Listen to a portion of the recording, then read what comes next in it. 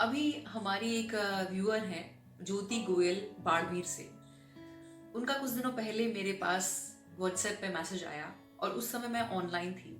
जैसे ही मैंने उनका मैसेज देखा, मैंने हाथों हाथ उनको रिप्लाई किया और मेरा रिप्लाई पाके ज्योति बहुत खुश हुई और उन्होंने मुझे जवाब में लिखा कि मैम, मुझे यकीन नहीं हो रहा है कि मेरी आपसे बात हो रही है। मेरे पास आपका नंबर तकरीबन 5-6 महीने पहले से था, पर मेरी हिम्मत नहीं हो रही थी आपसे बात करने की। मुझे लग रहा था पता नहीं आप मुझे जवाब देंगी या नहीं देंगी, पर आज बहुत हिम्मत करके मैंने जब आपको ऑनलाइन देखा तो मैंने आपको मैसेज किया।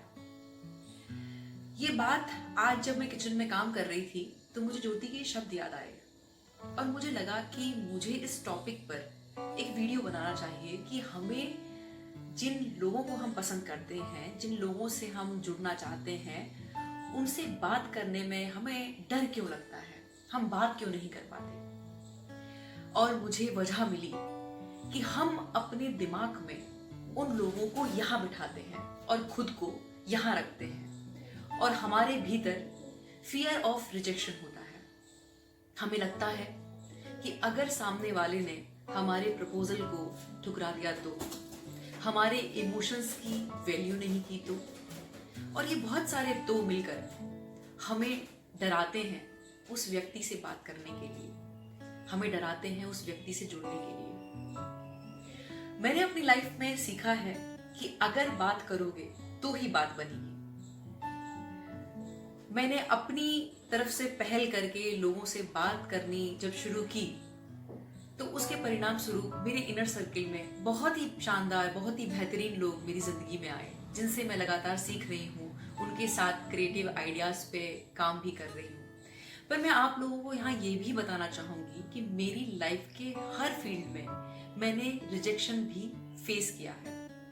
रिजेक्शन मेरे काम को लेके, रिजेक्शन मेरे क्रिएटिव आइडियाज को लेके, रिजेक्शन बतौर मेरी पर्सनालिटी, मेरे खुद के होने पे लेके, मेरी आइडेंटिटी को लेके, मेरी पर्सनालिटी को लेके। पर सबसे खूबसूरत बात यह है कि उसी रिजेक्शन ने, उस रिजेक्शन की फीलिंग ने ही मुझे बहुत हम्बल बनाया है।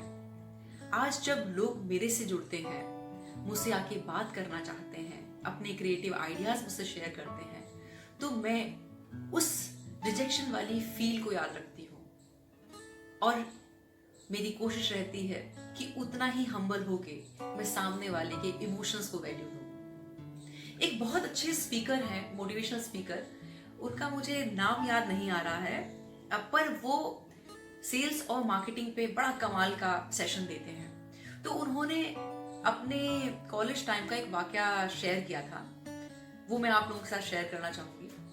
उन्होंने बताया कि वो एक एवरेज स्टूडेंट थे और उनके कॉलेज में एक भला की खूबसूरत लड़की ने एडमिशन लिया। अब जब उस लड़की ने जब एडमिशन लिया तो उस पूरी कॉलेज के लड़के उसके चारों तरफ घूमते, लेकिन किसी की हिम्मत नहीं होती। यहाँ तक कि जो वो मोटिवेशनल स्पीकर हैं, उनकी भी हिम्मत नहीं हुई उनसे बात करने की। तो उन्होंने बताया कि एक दिन जब उनका लेक्चर ओवर हो रहा था और वो अपनी क्लास से बाहर निकल रहे थे, तो उन्होंने देखा कि वही लड़की जो भला की खूबसूरत थी, कैंटीन में एक बिलो से एवरेज लड़के के साथ बैठ के कॉफी पी रही थी और ठाका मार के हंस रही थी। और उन्होंने बताया कि ये देखकर मेरे तन बदन में आग लग गई, क्योंकि वो मात्र 5 फुट 2 इंच का लड़का था, सांवले सी कदकाठी का और ड्रेसिंग सेंस बिल्कुल पुअर। वो बोले कि रात भर मुझे नींद नहीं आई और मैंने सोचा कि अगले दिन मैं उस लड़की से जाके बात करूंगा और ये पूछूंगा कि ऐसा उसने उस बंदे में क्या देखा जो उसने उस लड़के के साथ फ्रेंडशिप की। और उन्होंने पूरे करेज के साथ दूसरे दिन हिम्मत जुटाई और यही सवाल उस लड़की से किया। जब ये सवाल उस लड़की से किया तो उस लड़की ने बड़े प्यार से जवाब दिया। उसने कहा कि मुझे इस कॉलेज में आए हुए तकरीबन 20-22 दिन हो गए हैं। ये सारे लड़के मुझे घूरे जा रहे हैं, बट किसी ने आके मुझसे बात नहीं की। लड़कियां एक दूसरे से कानाफूसी कर रही हैं मुझे लेके, वो भी बात नहीं कर रही हैं। पूरे कॉलेज में एकमात्र ये लड़का था जिसने आके करेज के साथ मुझसे कहा कि आप मुझे बहुत अच्छी लगी हैं और मैं आपसे फ्रेंडशिप करना चाहता हूँ। अब क्योंकि पूरा कॉलेज में कोई एक ऐसा व्यक्ति नहीं है जो मुझसे आके बात करे, मेरे को एज ए फ्रेंड एक्सेप्ट करे। तो जब इसने मुझे फ्रेंडशिप का प्रपोजल दिया तो मैंने लविंगली एक्सेप्ट किया। तो वो स्पीकर जो है वो बोले कि मैंने अपनी लाइफ में एक सबक सीखा कि रिजेक्शन मंजूर है, लेकिन अपने दिल की बात में हमेशा कहूंगा। आप सभी के भीतर गजब का स्पार्क है, गजब का पोटेंशियल है। आपकी पर्सनालिटी यूनिक है, आप खुद में स्पेशल हैं। अपने आप को लविंगली एक्सेप्ट कीजिए, लव की फ्रीक्वेंसी पे रिलेट कीजिए और जो बात कहनी है वो कह डालिए, क्योंकि आपके भीतर एक क्रिएटिव आइडिया जन्म लेने को उतावला है। आपकी बात करने से एक रिश्ता मजबूत होने को है। देर सिर्फ आपके बात करने की है। बात बनती है तो बहुत अच्छा, रिजेक्शन होता है तो उसको हम्बल होके एक्सेप्ट कीजिए और बेहतर इंसान बनिए। अंत में मुझे 2 लाइंस याद आती हैं कि चलता रहूंगा पथ पर, चलने में माहिर हो जाऊंगा।